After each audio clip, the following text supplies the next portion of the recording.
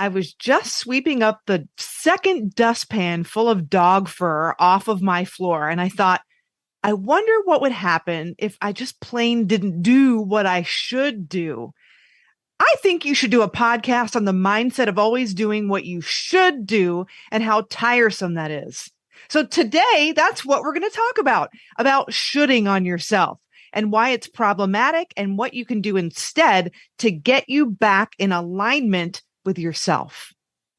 The following was recorded in front of a live studio audience at the Studio 21 Podcast Cafe.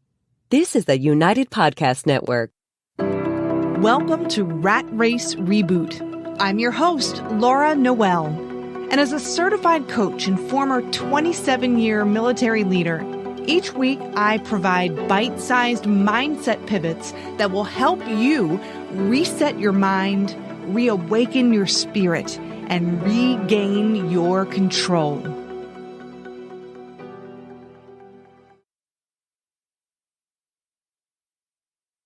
Hello, everyone, and welcome to another episode of Rat Race Reboot. This idea of shoulding on yourself. And I talk about this a lot, but I thought this was really just timely. This friend of mine's text to me very recently.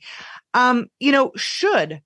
Why does that trigger us sometimes? Why? I know the word should can set me down a path of procrastination and resentment. And I hear that in other people. So the word should often comes with a bunch of other friends, anxiety, procrastination, resentment, like I said, because these are things that we don't really want to do. We don't have the desire to do them. We're perhaps doing these things because we're trying to avoid maybe the pain of disappointing somebody, or maybe avoiding getting into trouble and the guilt and the shame that can come with it. It has a very negative connotation to it. And we learn these behaviors from a very early age when we're in school. The word should, however, can tip us off sometimes to the fact that maybe we're being too hard on ourselves. I know I was the queen of should. I was always pushing myself to overcome that next obstacle, that next challenge, to get to that next level. And so I was doing all these shoulda, coulda, woulda goals, but they weren't coming from my heart. And as a consequence, I felt empty. I didn't feel fulfilled. And it was just a really horrible, lonely place to be in. Basically, I was mentally punishing myself. And it's like I had this inside of me, this disapproving mother inside of me who was never going to approve of me, right? So what can we do? Why is this important? Well, first of all, I always talk about feeling is the conscious awareness of the energy and vibration we're in. And when we're stuck in feelings of shame and guilt, those are low vibrational feelings. And every result that we get is always preceded by a feeling. The feeling, again, is the conscious awareness of the vibration that we're in. So this is all about doing some mindset tweaks that will help you elevate your vibration, get you to peel back the layers of the onion so that you can be in alignment much faster and you can reach your goals and dreams much faster. And you're not swimming upstream all the time, which is what it can feel like sometimes, especially when we're shoulding on ourselves. So I want you to remove that word from your vocabulary. And so here are some other things that you can do instead of shoulding on yourself. And I think that your results will speak for themselves. So first and foremost, get into the why. Why are you doing this to yourself? Ask yourself why. And when you do that, why do you feel like you should do this? And when you start to question yourself and be honest with yourself, you might find that your priorities shift a little bit, right? Like I said, I was always pushing myself to the next level. And so my goals for doing things were not attached to my highest good, my highest self, my deepest desires. So when you ask yourself these questions, why am I shooting on myself? What do I really want? Why do I want this goal? Why do I feel like I have to do this? Instead of everything feeling like a drag and it being laborious, you'll find more ease and flow. And I'll give you an example. So I'm going to school many hours. I am coaching people. I am working in organizational development in organizations, facilitating at organizations. So I have a lot of things on my plate and I want to deliver wonderful content to you. And so I would find myself dragging my feet when it would come to cleaning the house or doing the grocery shopping or preparing healthy meals and all of the things, right? And I would feel guilty. I would always tell myself I should go. Oh, we shouldn't eat out again. I should prepare something healthy. I don't have time to go, to the grocery store. Our house looks horrible. I should clean it. Or Gary's cleaning something. I should help him. But what I ended up doing, and thankfully I have the space to do this, and maybe you'll find that you do as well. We take on all of these things. I know I did. Like I had to be superwoman to be the entrepreneur, to be the stellar student, to be the wonderful friend, the wife, to take care of the house, to take care of the food, to take care of the family. And it's just too much. So really, when I started to peel the layers back, I'm asking myself, what do I really want? And I don't want to do the housework. I don't necessarily want to go to the grocery stores, although sometimes I like going and spinning around the aisles in Whole Foods. That's fun for me. But generally, I don't want to do those things and I'll put them off and then I'll feel guilty and shameful and beat myself up. And a lot of people I talk to find themselves in that same predicament. So I ask myself, what do I really want? Well, what I really want is a clean house. What I really want is healthy, nourishing food at my fingertips when I need it. So when I want to cook something, it's there and available to me. So I started leveraging, delivery services and somebody to come to my house a couple times a month to do a deep clean on the house. And that felt like the weight of the world was lifted off of my shoulders. So you might find that when you ask yourself, why do I want this? Does this have to be accomplished in this way? Do I have to do all of the things? You might find that your priorities shift in a way that ignite your soul. And some of these other things, you can work out a trade with people or hire somebody to do it or ask for some support from somebody else. So that can help you energize and get you out of that should mode. Okay. The other thing is that you can do is shift your language. So if you catch yourself saying should, first of all, again, shift your language so that you're not stuck in the paradigm of that you have no control over your circumstances. When we say we should do something, it's almost as if we're saying, and we're feeling that resentment, as if we're saying that we don't have control and I have to do this thing. You don't have to do anything. I mean, you have to breathe air if you want to live, right? But generally, you don't have to do things that you don't want to do. You always have a choice. Always. And nobody can control your thinking. You have domain over your thinking, and your energy and your vibration start with your thinking. So take control over your circumstance by taking control over your thinking. And one of the ways you can do that is by shifting your language. So if you get connected, let's say that I want a clean house, but I don't have the means to hire somebody to clean the house. It's not that I want to clean it, but I want a clean house. So really, if I can shift my language, I get to clean my house. I have the flexibility as an entrepreneur that I can take a pause and make my house shiny and sparkly so that I can invite guests over and feel proud and awesome about my living space. So that feels a lot different than, I've been procrastinating. I should clean my house. Rather than I get to clean my house because I love a sparkling, clean place. I can think and be more creative when my space is cleared. So that mental shift, changing my language, shifts my energy. And then it also implies that I have a choice, right? It's not that I have to do this. It doesn't feel daunting and laborious and like a darn drag, right? So that's another thing. The third thing that you can do, and this is what I learned, is, give yourself a break, cut yourself some slack. We should on ourselves often because we don't want to disappoint others, but also because sometimes, at least for me, I had this feeling of not enoughness. So the shoulds were really driving my behavior to achieve one goal after the other. I was a goal seeking organism.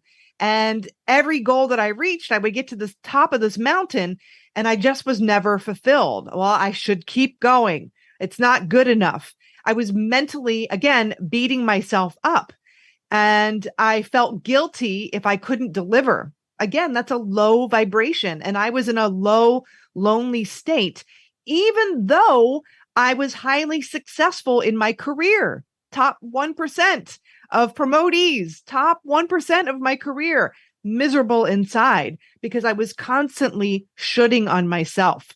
So give yourself a break. And if you don't know how to do that, reach out to me and I can teach you some tools on how to do that. Maybe I'll do another podcast about that. The other thing is trust yourself. Trust yourself that you can make decisions for yourself. Trust yourself and let go of the outcome. I'm not saying don't have an intention and don't have desires, but let go of what it looks like and what the outcome looks like. I was at a personal development seminar. It was all last week in Santa Fe. And we had this one exercise that we were doing on the ranch. And I think this pole, it has pegs in it, enough room for you to put a foot on.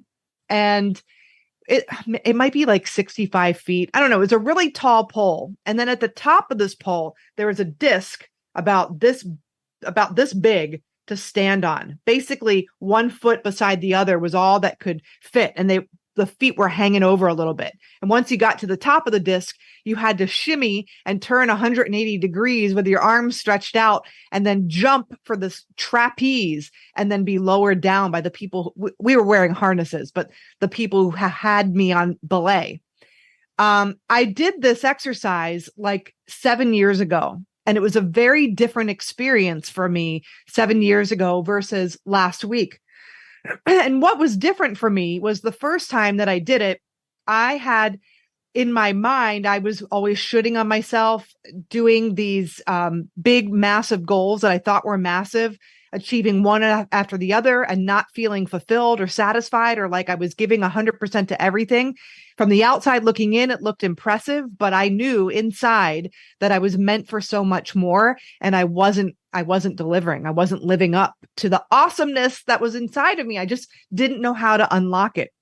And so as a consequence, when I did that exercise, I climbed up the pole. I would take breaks and kind of like take the view in and explain to people, I'm just taking a pause to breathe for a second. And they were, really, great with telling me how great my communication was. And I got to the top and I had to let go of the pole and put 1 foot and then the other and then stand up without holding on to anything. And I lingered there for what seemed like an eternity because in my mind, I always set goals that I knew that I could complete. And I didn't know how to complete this one. And so I was stuck. And you're not supposed to put your knees on the disc. And I did. I wasn't listening to anyone. I finally did get up after a while, but then I was holding on to the rope that was onto my harness. And people were saying, let go of the rope. You don't need it. And plus, it wasn't safe, but I wasn't listening. So I was closing out all of this help. I was stuck on what I looked like and not failing versus just doing my best. And I did it, but it still didn't feel good. It was more of the same, right?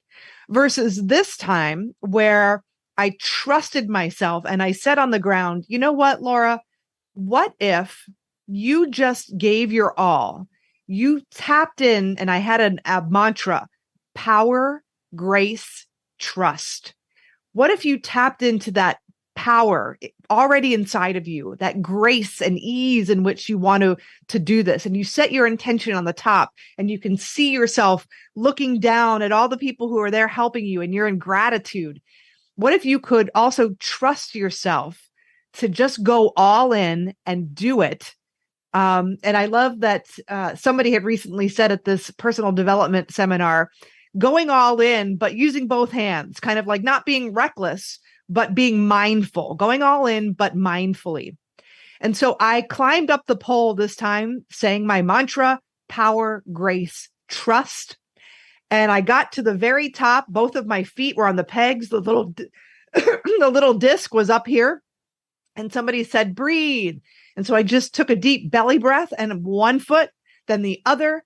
I rose. I wasn't touching onto the ropes. I turned around, looked at all those people and said, you look beautiful.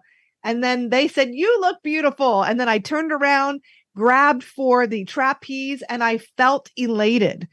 So the goal of that exercise wasn't to get to the top of the pole. The goal was to trust myself, to go all in and let go of my attachment to the outcome. Did I want to get to the top? Was that my vision? Yes. But sometimes we can get stuck on the vision where we don't push ourselves to our edge because we're afraid of failing.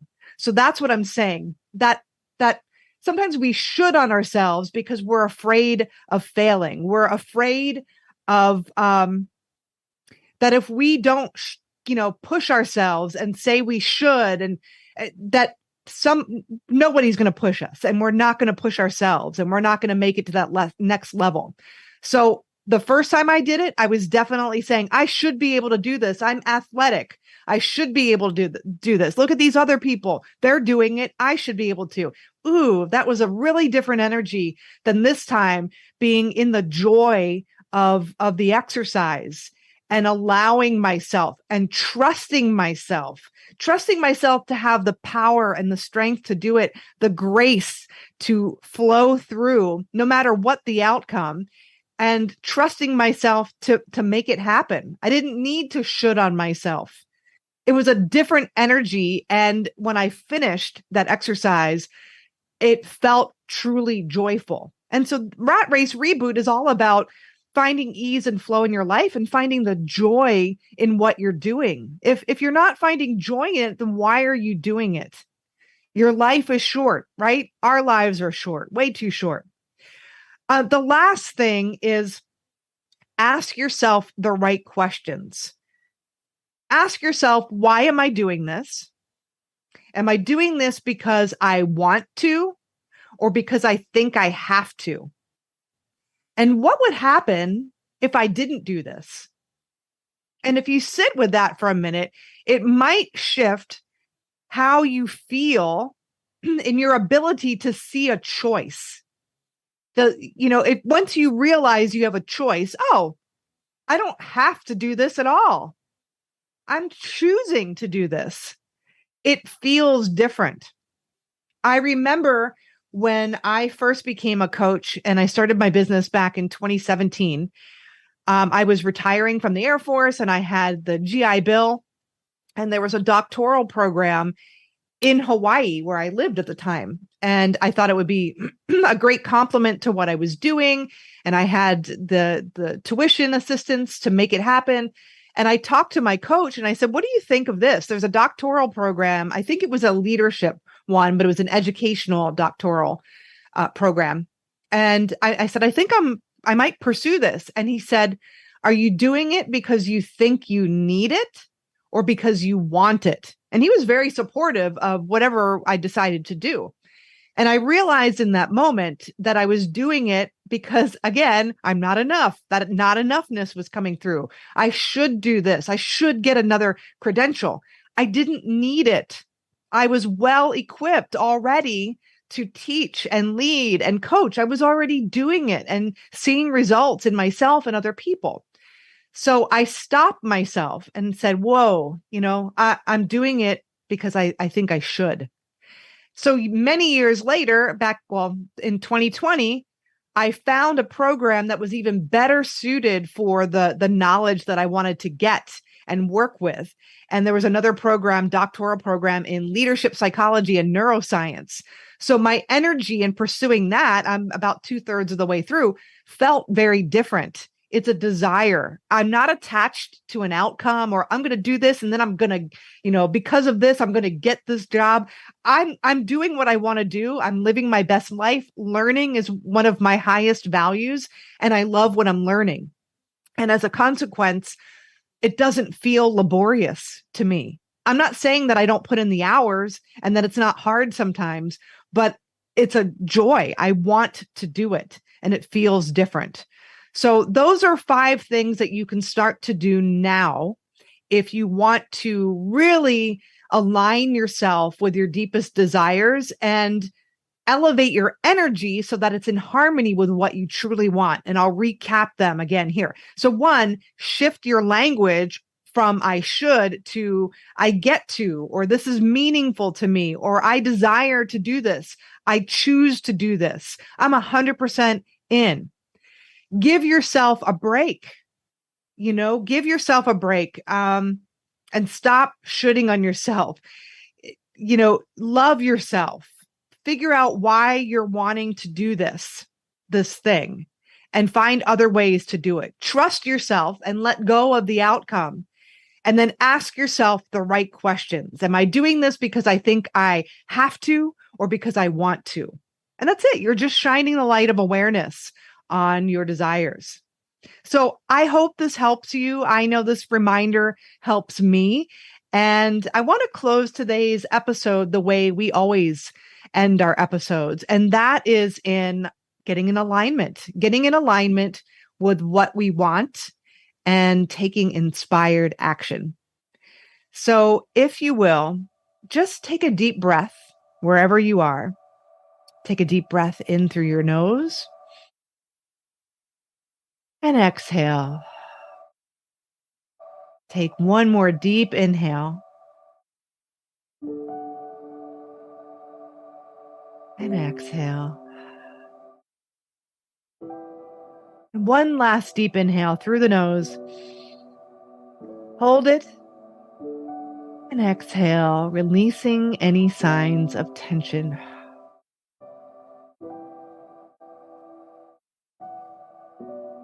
And I want you to bring to mind something that you want to be, do, or have right now. If there were no obstacles, no shoulda, coulda, wouldas, and you were living and serving at your highest potential, what would that look like? If you can bring to mind this goal or vision of something that you truly desire, and it was manifesting beautifully, exactly the way you want it, what does that look like?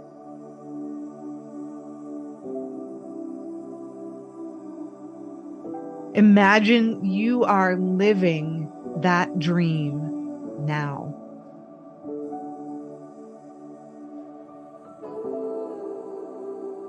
How does it feel being you?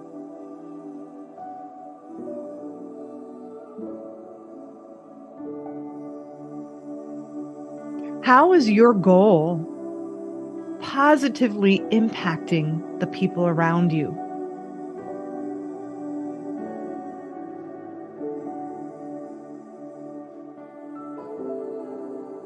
And bring those faces of those people who you're impacting to your mind's eye.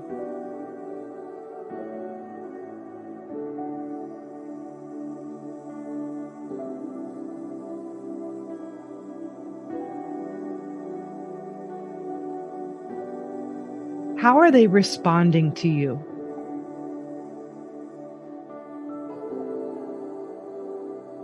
This is your life. the life you created.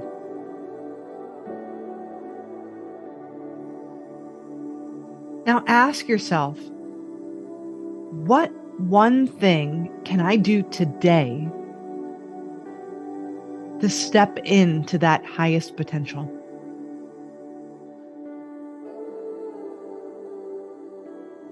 And just sit quietly and wait for some ideas to float to the top of your mind.